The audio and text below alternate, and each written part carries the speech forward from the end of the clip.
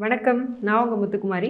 இந்த சேனல் இது வரைக்கும் நீங்கள் பார்க்கல அப்படின்னா சப்ஸ்கிரைப் பண்ணிக்கோங்க. பெல் ஐக்கனை ப்ரெஸ் பண்ணிக்கோங்க. அதில் ஆல் அப்படின்னு ஒரு ஆப்ஷன் இருக்குது, அதை சூஸ் பண்ணிக்கோங்க.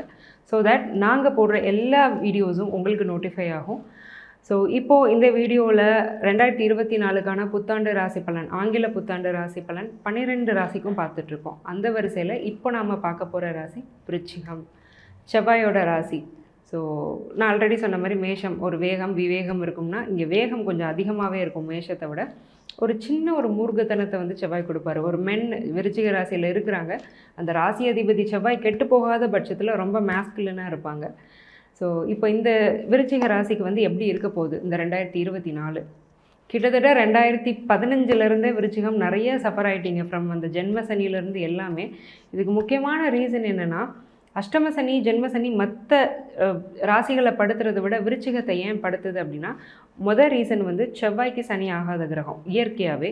இன்னொன்று, விருச்சிகம் ஒரு ஸ்திர ராசி, அதுக்கு 3ஆம் அதிபதி சனி, 3ஆம் இடம் வந்து பாதகஸ்தானம். ஸோ இந்த ரெண்டு விஷயமே இருக்குது. மேஷத்துக்கு கூட செவ்வாய்க்கு ஆகாதவர்னாலும் மேஷத்துக்கு 3rd ஹவுஸோ இல்லை 9th ஹவுஸ்லோட சனி இல்லை. ஆனால் விருச்சிகம் வந்து இப்படி ஒரு இடியாப்ப சிக்கலில் வந்து சனிகிட்ட மாட்டிட்டு இருக்கக்கூடிய ஒரு ராசி தான்.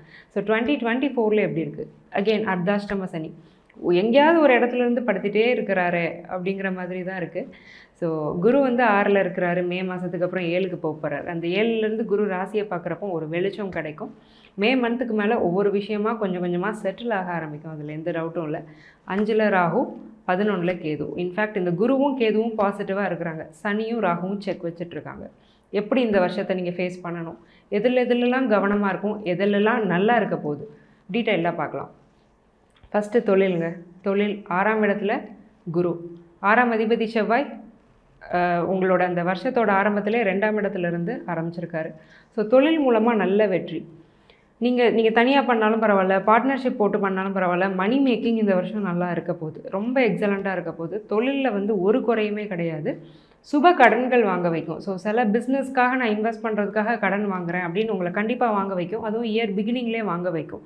அது நல்ல விஷயந்தான், உங்கள் பிஸ்னஸ் நல்லா தான் இருக்க போகுது. ஸோ உங்களோட தகுதி, உங்களுடைய நிலை, உங்களால் எவ்வளோ கடனை உங்களால் தாங்க முடியுங்கிறதுக்கு தகுந்த மாதிரி லோன் வாங்கிக்கிறது நல்லது. ஏன்னா 4ல் ஆல்ரெடி சனி இருக்கிறாரு, அதையும் மனசில் வச்சுக்கோங்க. தொழில் சூப்பராக இருக்குது. சரி, நாங்கள் வேலையில் இருக்கோம், எங்களுக்கு வந்து வேலை எப்படி போக போகுது, நாங்கள் வந்து பிஸ்னஸ் பீப்புளெலாம் கிடையாது, we are working, job stress நிறையா இருக்குது, சாட்டிஸ்ஃபேக்ஷனே வரமாட்டேங்குது, ரொம்ப நாளாக வரல. இன்ஃபேக்ட் இப்போது ஒரு 2013 அல்லது 14ல் பாஸ் அவுட் ஆன விருச்சிக ராசிக்காரங்க, காலேஜ் முடித்தவங்கலாம் இன்னும் கரியரில் செட்டில் ஆகலை, ஓடிட்டே இருக்காங்க, லாங் ரன்னாக போயிட்டே இருக்குது. எப்போ எனக்கு ஏற்ற வேலை கிடைக்கும், எனக்கு பின்னாடி வந்தவங்களாம் நல்லா செட்டில் ஆகிட்டான், என்னை விட நல்லா வாங்குறான், 6 டிஜிட் சேலரி வாங்குறாங்க, நான் 5 டிஜிட்டுக்கே அல்லாடிட்டுருக்கேன், சேர்க்கவே முடியல, இந்த மாதிரியான சூழ்நிலை தான். ஸோ இந்த ஒரு வருஷம் செகண்ட் ஹாஃபில் குரு பார்வை ராசிக்கு வந்ததுக்கப்புறம் ஓரளவுக்கு ஒரு நல்ல மாற்றம் வரும். அதை நீங்கள் எக்ஸ்பெக்ட் பண்ணலாம். ஓரளவுக்கு தான், ரொம்ப எக்ஸ்பெக்ட் பண்ண முடியாது. பட் இருந்தாலும் செகண்ட் ஹாஃப் ஆஃப் 2024 வேலை செய்கிறவங்களுக்கு ஒரு நல்லா தான் இருக்கும்.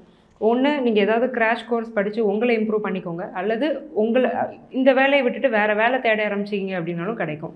ஒன்று, இருக்கிற ஆர்கனைசேஷன்லேயே ஒரு பெட்டர் பொசிஷன் அல்லது ஒரு புது நல்ல ஆர்கனைசேஷன், இது செகண்ட் ஹாஃப் ஆஃப் 2024 பாசிபிள். திருமணம் May to June excellent time.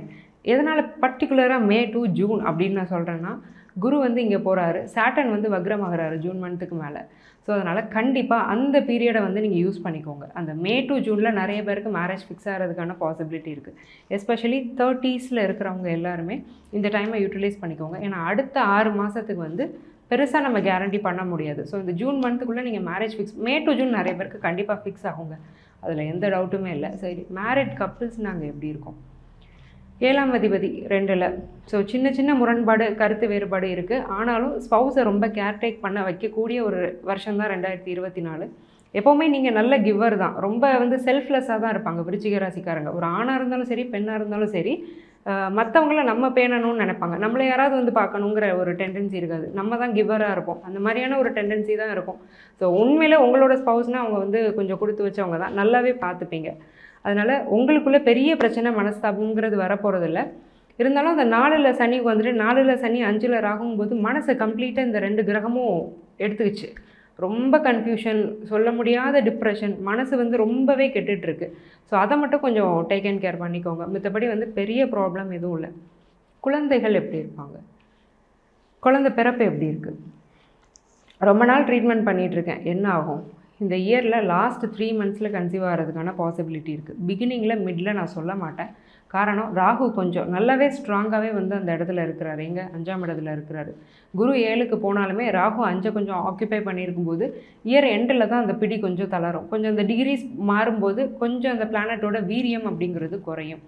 அதே மாதிரி உங்களுடைய குழந்தைகள்னு இருக்காங்கன்னா அவங்க வாழ்க்கையை அவங்கள வாழ விடுங்க.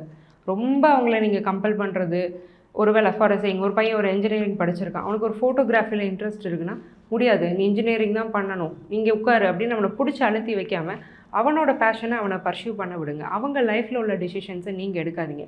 ஏன்னா இந்த வருஷம் குழந்தைங்க மன ரீதியாக ரொம்ப பாதிக்கப்படுவாங்க, விருச்சிக ராசிக்காரங்களோட குழந்தைங்க. ஸோ அவங்களுக்கு நீங்கள் ஒரு பேரண்ட்டாக ஒரு நல்ல சப்போர்ட்டை கொடுங்க. ஒரு வீட்டிலேருந்து ஒரு நல்ல சப்போர்ட் கிடைக்குதுனாலே ஒரு 50 to 60% வெளியில் நடக்கிற பிரச்சனைகளை அவங்களால சமாளிக்க முடியும்.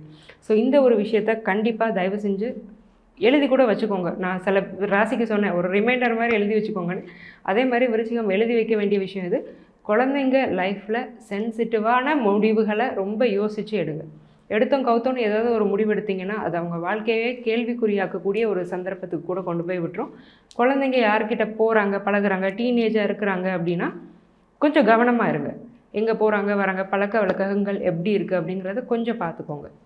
சரி, ஓகே. இப்போ ப்ராப்பர்ட்டி வாங்கலாமா? ஏற்கனவே கட்டி விற்கக்கூடிய பழைய வீடு, பழைய ப்ராப்பர்ட்டி, ஆன்செஸ்ட்ரல் ப்ராப்பர்ட்டி, தம்பி தங்கச்சிலாம் இருக்குது, நான் பங்கை கொடுத்துட்டு நானே மொத்தமாக வாங்கிக்கிறேன், வாங்கலாம். ஆனால் புதுசு, ஆடம்பரம், அழகாக இருக்குது, லக்ஸூரியஸான கார் வாங்குகிறேன், ஐஃபோன் வாங்குகிறேன், தயவு செஞ்சு வேண்டாம். பின்னாடியே பிரச்சனை வரும். என்ன பண்ணுன்னா ஹெல்த்தை கெடுக்கும். சனியோட இன்னொன்று வந்து என்னது, ஆயுள் பயத்தை கொடுக்கக்கூடிய அளவுக்கு ஒரு நோய் நொடியை கொடுத்துரும். அதனால் லக்ஸூரியஸான ஐட்டம்ஸ் எதுவும் வேண்டாம். சிம்பிளாக ஒரு மண், பூமி, பழைய வீடு இதிலெல்லாம் பெருசாக திருஷ்டி விழாது. அது ப்ராப்பர்ட்டி வேல்யூ எவ்வளோவாகவே இருந்தாலும் ஒரு ஆடம்பரம், அலங்காரத்துக்குள்ள ஒரு என்ன சொல்கிறது, ஒரு கேட்சினஸ் வந்து இதுக்கு கிடையாது. ஸோ அதனால் நீங்கள் இதை சூஸ் பண்ணலாம், இந்த வே ஆஃப் ப்ராப்பர்ட்டிஸை சூஸ் பண்ணலாம். இந்த மாதிரியான விஷயங்கள் வந்து வேண்டாம். ஃபாரினில் இருக்கோம், நாங்கள் எப்படி இருக்கோம்? ஆவரேஜாக இருக்கும். சனி ஏற்கனவே அர்த்தாஷ்டம சனி. ஸோ இருக்கிறத வச்சு அப்படியே கொண்டு போங்க. புதுசாக வந்து நான் வேலை தேடுறேன், வேறு படிப்பு படிக்க போகிறேன், இப்போ இந்த கண்ட்ரியில் இருந்துட்டு நான் இன்னொரு கண்ட்ரிக்கு போகிறேன், தயவு செஞ்சு வேண்டாம். எங்கே இருக்கீங்களோ அந்த இடத்துல அப்படியே இருந்துக்கோங்க, அது நல்லது. ரிசல்ட்ஸ் எங்களுக்கு எப்படி இருக்க போகுது? ஸ்டூடெண்ட்ஸ் தான் ரொம்ப ரொம்ப கேர்ஃபுல்லாக இருக்கணும். 4, 5ஆம் இடம் டிஸ்ட்ராக்ஷன்ஸை ஏகத்துக்கும் கொடுக்கும் ராகு. 5ங்கிறது லவ் அண்ட் ரிலேஷன்ஷிப், அந்த மாதிரியான விஷயங்களில் மாட்டிக்கிறது இல்லை. நீங்கள் ரிலேஷன்ஷிப்பில் இருக்கிறது தப்பு இல்லை, அது உங்கள் ஸ்டடீஸை பாதிக்காமல் இருக்கணும். ஸோ அதில் ரொம்ப கவனமாக இருக்கணும். எல்லா தரப்பினரும், ஸ்கூல் ஸ்டூடெண்ட்ஸ்லேருந்து காம்படிட்டிவ் எக்ஸாம் ப்ரிப்பேர் பண்ணுறவங்கலேருந்து எல்லாருமே ரொம்ப கேர்ஃபுல்லாக இருக்கணும். ஹெல்த் எங்களுக்கு எப்படி இருக்க போகுது? முக்கியமாக வயிறு சம்மந்தப்பட்ட பிரச்சனை. என்ன சாப்பிட்டாலும் டைஜஸ்ட் ஆக மாட்டேங்குது, வயிறு வலிச்சிட்டே இருக்குது, அல்சர் ப்ராப்ளம் வர்றதுக்கான பாசிபிலிட்டி இருக்குது, யூரினரி ட்ராக்ட் இன்ஃபெக்ஷன் வர்றதுக்கான பாசிபிலிட்டி இருக்குது. ஏன்னா ராகு அப்படிங்கிறது அந்த இன்ஃபெக்ஷனை குறிக்கக்கூடிய கிரகம். ஸோ அவர் உட்கார்ந்துருக்கிறாரு, அந்த வீட்டு அதிபதியான குரு வந்து 6ல் இருக்கிறாரு. ஸோ சின்ன ஃப்ளூ, வைரஸ், இந்த மாதிரியான விஷயங்களும் உங்களை அட்டாக் பண்ணுறதுக்கான பாசிபிலிட்டி இருக்குது. கொஞ்சம் நிதானமாக இருங்க, நிதானமாக யோசித்து எந்த முடிவையும் எடுங்க, அதுதான் உங்களுக்கு நல்லது. ஓவராலாக 2024 பாசிட்டிவ்ஸும் இருக்குது, நெகட்டிவ்ஸும் இருக்குது. நீங்கள் குருவையும் கேதுவையும் ஆக்டிவேட் பண்ணிங்கன்னா இந்த இயர் வந்து பாசிட்டிவாக போகுது. மனசு அழுத்தத்துக்கு ரொம்ப முக்கியத்துவம் கொடுத்து, எடுத்தோம் கவுத்தோன்னு முடிவு எடுத்து, பிள்ளைங்க வாழ்க்கையில் ரொம்ப சென்சிட்டிவான முடிவு எடுத்து, இந்த மாதிரியான விஷயங்களை நீங்கள் பண்ணுறீங்க அப்படின்னா அந்த நெகட்டிவ் சைடு ஆக்டிவேட் ஆகிறதுக்கான வாய்ப்பு இருக்குது. ஸோ இந்த பாசிட்டிவ் சைடை மட்டும் ஆக்டிவேட் பண்ணி 2024 நீங்கள் ரொம்ப எக்ஸலண்ட்டாக கொண்டு போவீங்கன்னு நான் நம்புகிறேன். ஸோ இது மட்டும் இல்லை, எல்லாமே ஒரு நல்ல ஹெல்த்து, வெல்த்து, ப்ராஸ்பெரிட்டி எல்லாமே உங்களுக்கு கிடைக்கணும்னு நான் இறைவனை வேண்டிக்கிறேன். இவ்வளோ நேரம் நம்ம பார்த்தது வந்து வெறும் கோச்சார பலன் தான். உங்கள் ராசி, உங்கள் ஜாதகத்தோட என்டையர் ப்ரெடிக்ஷன்ஸ் தெரியணும் அப்படின்னா உங்கள் டேட் ஆஃப் பர்த், உங்கள் டைம் ஆஃப் பர்த் கொடுக்கும்போது அது உங்கள் ஜாதகத்தை கணிச்சு அக்யூரேட்டான துல்லியமான பலன்கள் வந்து நான் சொல்கிறேன். ஸோ கீழே என்னுடைய நம்பர் இருக்குது, அதுக்கு காண்டாக்ட் பண்ணி அப்பாயின்மெண்ட்ஸ் வாங்கிக்கோங்க. So wish you all the best விருச்சிகம். Happy new year 2024. நன்றி, வணக்கம்.